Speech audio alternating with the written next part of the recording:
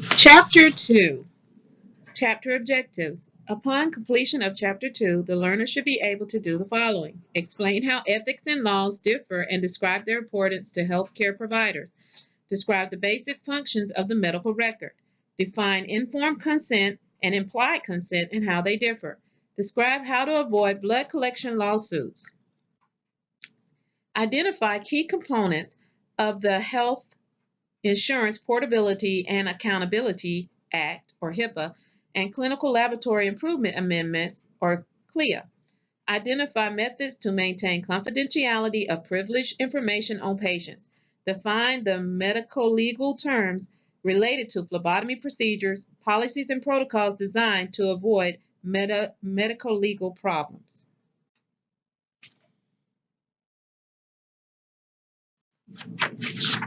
Ethics and laws. All healthcare workers are faced with ethical decisions at one time or another. Ethics are a set of principles or values based on religious and moral teachings. These ethics provide a standard of conduct by which a healthcare worker involved in blood collection guides his or her own actions and judges those of others. See Box 2.1. Fairness and honesty are linked closely to the ethical values needed in the phlebotomy profession. But how do ethics and laws compare? Laws are a collection of rules to enforce order in a community, state, or other group. Laws have been developed for the community and society. An action can be moral but not legal, and vice versa. For example, an elderly paralyzed woman who is in a rehabilitation center stops breathing, and the healthcare professional does not attempt to take action so that the patient will start breathing again. This action is probably ethical if on previous occasions, the patient had expressed a desire to die, but it could be questioned whether the action is legal. To evaluate a difficult situation as a healthcare professional, the following questions should come to mind. Is this action legal? Does it foster a win-win situation with the patient and my supervisor? How would I feel about myself if I read this decision in the newspaper? Can I live with myself after making this decision, and is it right? Basic legal languages. Basic legal issues. Patients know more about healthcare these days because of internet, the newspaper, and other sources. Thus, they are much more willing to sue anyone whom their lawyer believes has caused them harm in providing healthcare, including healthcare workers who are collecting blood specimens.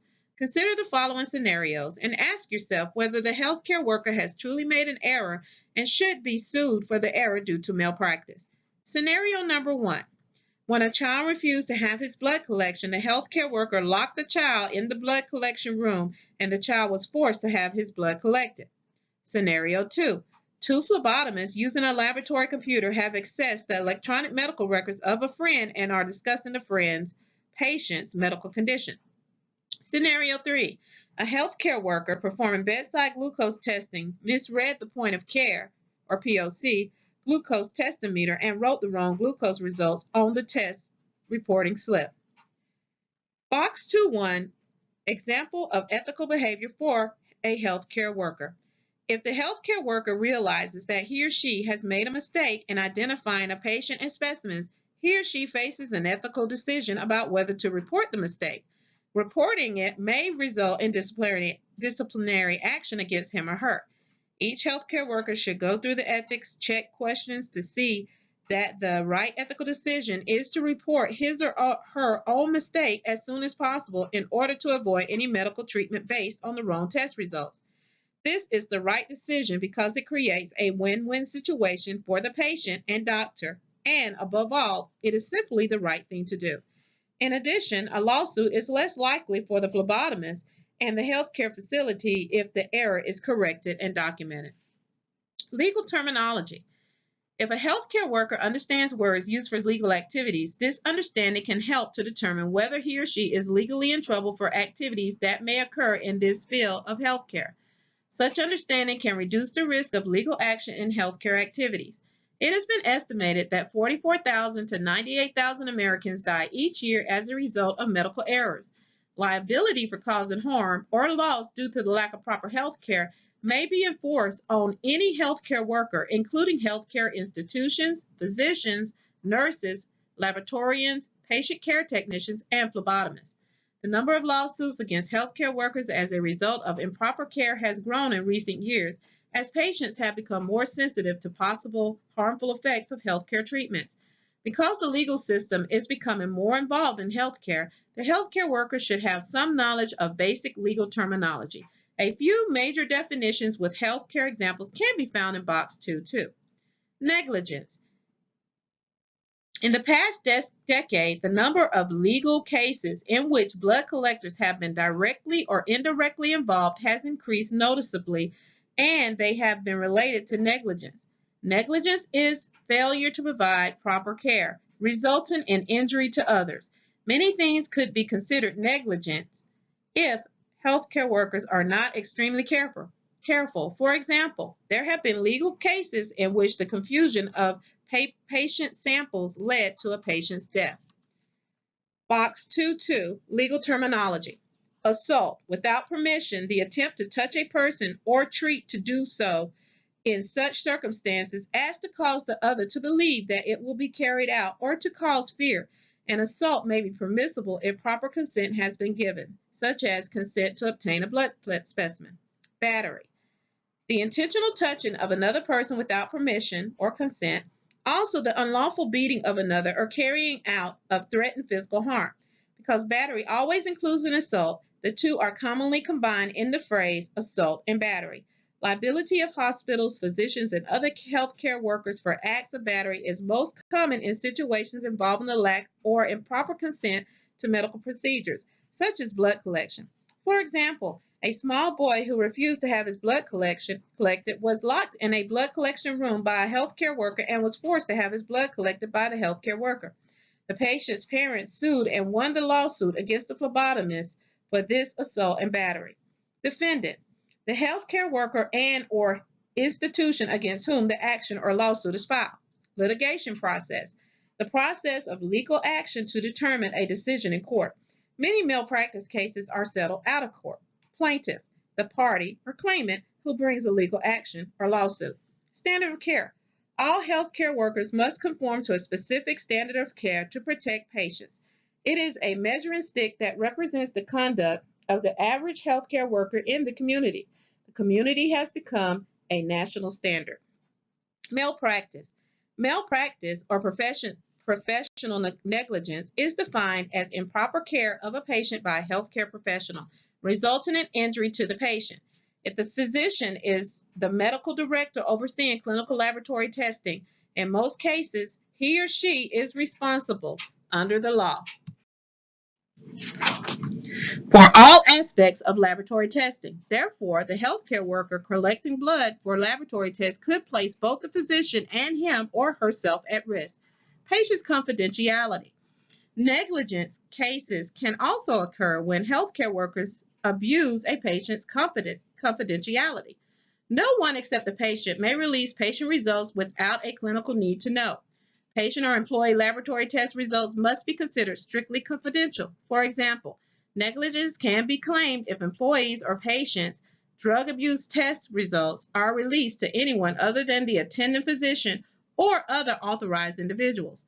This is particularly true regarding employee or athlete drug or alcohol abuse screening and human immunodeficiency virus or HIV testing.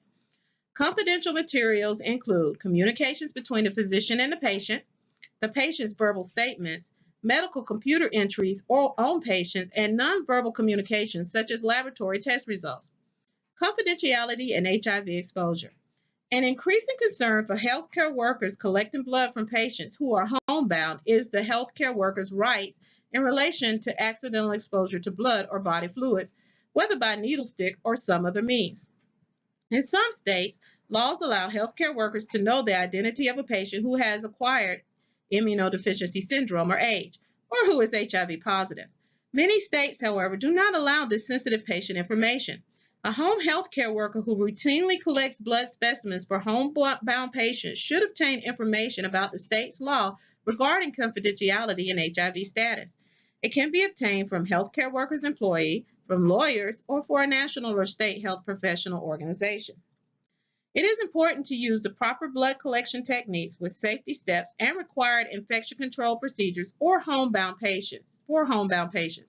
If exposure to the blood occurs through a needle stick, a lancet, or another means, the home health care worker needs to obtain the patient's HIV status and information about other potential infections, diseases such as hepatitis C, to ensure that the proper immediate and long-term self-protective procedural steps can be taken. If employed by a healthcare facility, the healthcare worker should follow the guidelines established by the facility. If self-employed, it is important to see a healthcare provider for a post-exposure protocol and follow-up. Also, counseling should be sought to obtain emotional support during this stressful time. Informed consent and implied consent. Informed consent is voluntary permission given by a patient to allow touching, examination, and/or treatment by healthcare providers. It allows patients to decide what will be performed on or done to their bodies. Without informed consent, intentional touching can be considered a criminal offense. Patients must be told about the possible positive and negative outcomes of having or not having particular medical treatments. An informed consent form is then signed by the patient to approve the medical treatments, including blood collection. Also, the form must have a witness signature. Often, in the doctor's office, the physician will want blood to be collected from the patient for diagnostic testing. If the patient agrees to allow the blood collection by the phlebotomist, the patient is given the phlebotomist's implied consent for the procedure. Essential to consent is the patient's belief that the healthcare worker to whom the consent is given has the knowledge and technical ability to properly perform the test. Thus, the patient can expect the blood collector to know the proper blood collection techniques and procedures.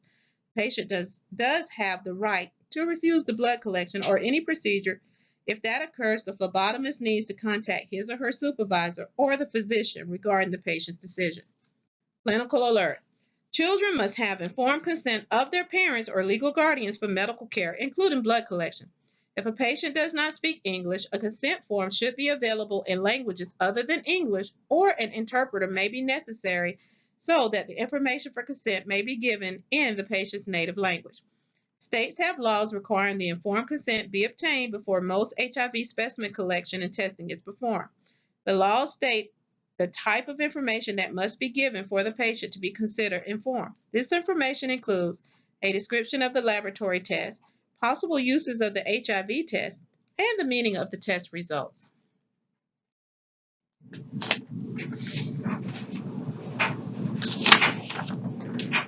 Advice to avoid lawsuits. Lawsuits are very expensive.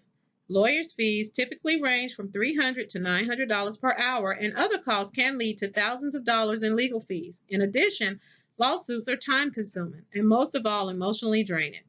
Figure 2.2, lawsuit prevention tips for minimizing risk. Thus, to avoid malpractice lawsuit, the healthcare provider should heed the advice in box 2.3. Common issues in lawsuits against healthcare providers, box 2.3, and prevention tips for healthcare providers involved in blood collection. Documentation. Always document the time, date, and blood collector's initials on the blood collection container. Reported incidents. Document the information legibly and spell correctly. If an injury occurs to the patient and/or the blood collector before, during, or after blood collection, report the incident to your immediate supervisor and complete the appropriate documentation, including the time, date, and place of incident. The blood collection equipment and technique used, detailed steps that led to the accident, and then the follow-up that occurred to correct it. Any other details that can assist in this documentation should be included. Failure to follow healthcare facilities' procedures. Be knowledgeable and up to date on the policies and procedures in the healthcare facility. Failure to ensure patient safety. Check to see that the patient is okay during and after blood collection. Return bed rails to the raised position if the bed rails were raised before blood collection. Secure the patient and the blood collection chair for the complete blood collection procedure. Common issues and lawsuits against healthcare providers. Prevention tips for healthcare providers involved in blood collection. If an outpatient says that he or she faints during blood collections, have the patient lie down to collect the blood and make the patient stay in that position for at least 20 minutes after collection before letting him or her stand up and leave the facility. Improper treatment and performance of treatment. Use proper techniques and equipment, such as gloves, when performing procedures. Update your collection skills and techniques through continuing education classes. Failure to monitor and to report. Report any changes in the patient's condition, such as Patient continues to bleed from the puncture site after blood collection. Equipment use. Learn how to use blood collection equipment as designed. Use biohazardous waste containers as indicated in procedures. If involved in off-site blood collections, carry biohazardous waste containers. If involved in off-site collections, have the correct types and amounts of insurance coverage. Training and continuing education. Document the healthcare professionals' training and continuing education that you have completed prior to and after obtaining employment in blood collection. In addition, pursue board certification in phlebotomy as a way to verify your quality assurance and blood collection knowledge. Medical records. Medical records are necessary for every patient. A healthcare worker cannot be expected to remember a patient from whom blood was collected 3 to 4 years ago. The medical records must be neat, legible, and accurate. They are extremely important if a medical malpractice case goes to court. See Box 2.4. Medical records are also used for non-medical reasons that are not directly tied to medical services such as billing, utilization review, quality review improvement, and so on. Healthcare workers and their supervisors have a legal duty to keep records, documentation, and laboratory test results confidential. Medical record documentation is covered in more detail in Chapter 5. Box 2.4, Purpose of Medical Records. Medical records have 4 basic purposes: to monitor for continuous patient care, to provide a record of the patient's illness and treatment, to provide a method of communication between the physician and the healthcare team, and to provide a legal document that can be used by patients and by hospital or healthcare workers to protect them in a possible lawsuit and for regulatory agency compliance.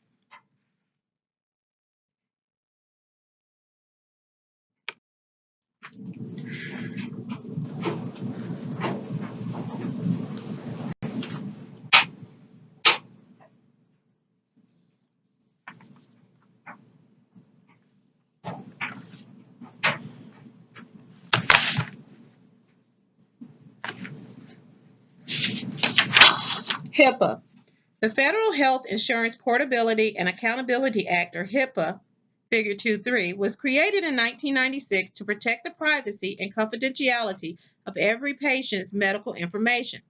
HIPAA requires that healthcare providers obtain a patient's written consent before transferring the patient's medical information for routine uses that include diagnosis, treatment, and payment. Thus, each laboratory must give patients information about their rights and about the ways in which their laboratory test results will be used. Healthcare workers involved in blood collection must have HIPAA training and then sign an agreement that indicates that they know that privacy and confidentiality are basic rights in our society and that these rights must be protected for all patients. This signature verifies that they will keep the confidentiality of all patients' information, including lab tests to be performed, keep the computer password for entering the laboratory patient's database secure from others' knowledge, and maintain the confidentiality of patients' information when looking at the computer database of patients' medical record information. Some examples of seemingly innocent activities that can lead to lawsuits include discussing patient information with a patient's family member without the patient's permission, throwing laboratory test requests into the regular trash, not logging off the computer after entering blood collection updates, sending a patient's laboratory test request to be printed and forgetting to take it off the printer. Legal cases related to clinical laboratory activities. Most phlebotomy cases are settled after a lawsuit is filed, but before the court passes down a judgment. The following sections discuss cases that are of interest to healthcare workers involved in blood collection.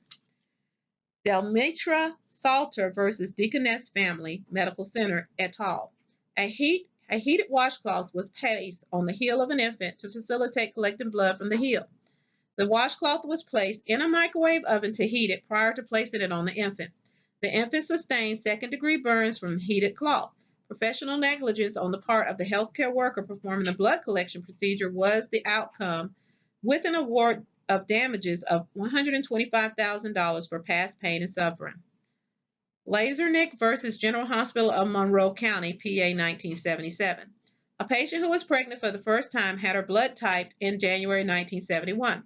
The report sent to her physician indicated that her blood type was A positive. The patient gave birth to her second child in June 1977. The child was brain damaged and paralyzed on the right side of the body as a result of hemolytic blood disease. The laboratory records in 1971 and 1977 showed that the mother's blood type was O negative. In a malpractice suit, the parents charged that the physician and his employees' negligence caused the child's injuries.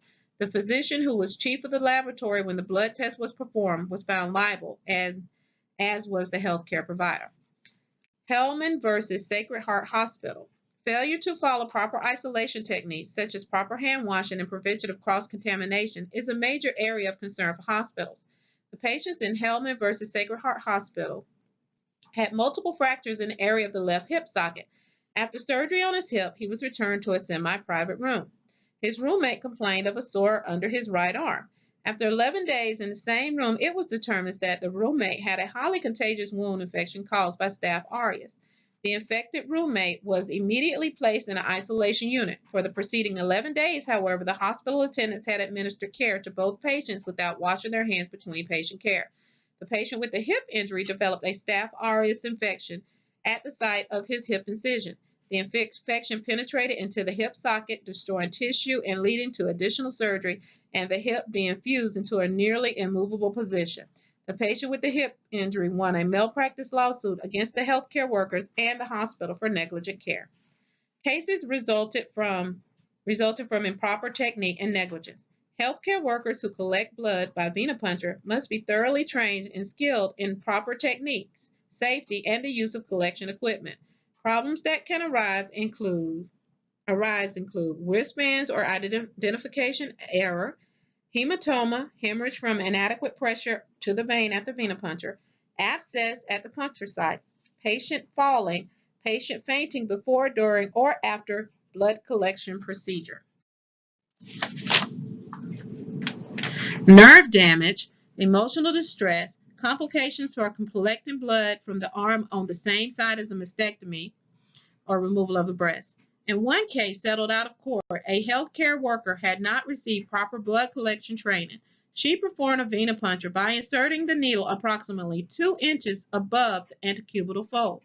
The needle went through the vein, through the muscle, and into the nerve, severely injuring the patient's arm, which remained permanently damaged even after 3 surgeries to repair the damage caused by the resultant hematoma and nerve injury. Another case involved a medical technologist under pressure to collect specimens from ambulatory patients as quickly as possible. One of the patients stated before blood collection that she had fainted during blood collection at a previous time. The phlebotomist, however, took no precautions to avoid syncope, collected the patient's blood, and allowed the patient to leave immediately. The patient fainted at the elevator and suffered a permanent loss of smell and permanent ringing sound in her ears. In another case, a healthcare worker collecting bedside glucose results misread the glucometer and caused the deaths of 3 patients with diabetes. The errors might have been avoided with better training, supervision, and quality monitoring. In yet another case, a phlebotomist collected blood at an excessive angle of needle insertion from the patient's basilic vein when the median cubital vein was clearly an option for collection. The blood collection resulted in injury to the patient's median nerve and a malpractice lawsuit. In addition, documentation errors were evident for the collection. In all, the patient was awarded thousands of dollars for the healthcare workers' violations of proper standards of care. HIV-related issues. If a healthcare worker becomes infected with HIV during employment at a healthcare facility, workers' compensation benefits are usually available. The healthcare worker should follow the guidelines established by the facility. The healthcare worker must demonstrate a causal connection between his or her HIV infection and his or her employment. This causal connection includes having a documented incident report at the healthcare facility involving a needle stick injury, a puncture wound, or other exposure to HIV-contaminated blood or body fluids. In addition, the healthcare worker's lifestyle will be investigated to determine whether the exposure occurred elsewhere. Pre-employment health evaluations may prove to be useful later should the healthcare worker allege contraction of infection during the time of employment. Employers are legally responsible for monitoring post-exposure management and treatment. If a healthcare worker resigns because of contracting AIDS, unemployment benefits must be available if the worker can show that he or she believed in good faith that continued employment would jeopardize his or her health. Malpractice insurance. The new focus on medical errors and patient safety in healthcare facilities has affected the need of healthcare workers to have malpractice insurance. Because hospitals are places where seriously ill patients are admitted and treated with highly sophisticated medical technology, the likelihood for problems, including medical errors, is greater there than in other healthcare settings. Often, the healthcare staff in the hospital or clinical laboratory is covered by a blanket malpractice insurance policy. If, however, the healthcare worker is employed by a physician who has a contract with an institution or owns a clinic, the staff may be protected by the physician's malpractice insurance policy. Healthcare workers in the past have not been the targets of lawsuit because they do not carry malpractice insurance and do not have as much money as the hospitals have. The advances in technology and increased complexity of healthcare, however, has increased legal exposure for allied health and nursing professionals. The healthcare worker who routinely deals with public and patient healthcare worker relationships is indeed liable. Therefore, each individual should examine the possibility of malpractice suits and the need for malpractice insurance from a personal standpoint. See Box 2.5. The lawyer's fees and court costs are usually covered if professional liability insurance is bought. Some professional organizations offer professional liability insurance at a reduced rate. A record of continuing education courses, seminars, workshops, and academic credits should be a part of each healthcare worker's personal file. Box 2.5, Purchasing Malpractice Insurance. If the healthcare worker decides to purchase malpractice insurance, the following factors should be carefully considered. Does the healthcare facility carry liability insurance for the healthcare worker? Is adequate dollar value coverage provided? In recent lawsuits, total damages of $1 million or more have been awarded against physicians. What are the coverage limitations? How much does one have to lose if sued? What are the procedures that must be followed for the policy to provide coverage? The healthcare worker should not assume that the lawyers representing the hospital, laboratory, or clinic will have his or her best interests at heart. The attorney's first obligation is to serve those who have hired him or her. There have been cases in which the hospital was cleared of all charges, but the healthcare professional was held liable for damages. Is a job change expected soon? Are specimen collecting services provided off-site or in patients' homes? Clinical Laboratory Improvement Amendments, or CLIA. In October 1988, the U.S. Congress passed the public law, Clinical Laboratory Improvement Amendments, or CLIA. These regulations are enforced to ensure quality and accuracy of laboratory testing. CLIA 88 essentially applies to every clinical laboratory testing facility in the United States and requires laboratory certification by the federal government. The certification requires an inspection by federal and/or state agencies to determine whether the laboratory testing facility uses methods to test patient specimens that lead to accurate, reliable, and good quality test results. The blood collection procedures area is a major part of CLIA inspections because it has been found that most laboratory errors occur during the pre-analytical specimen collection and handling phase of testing.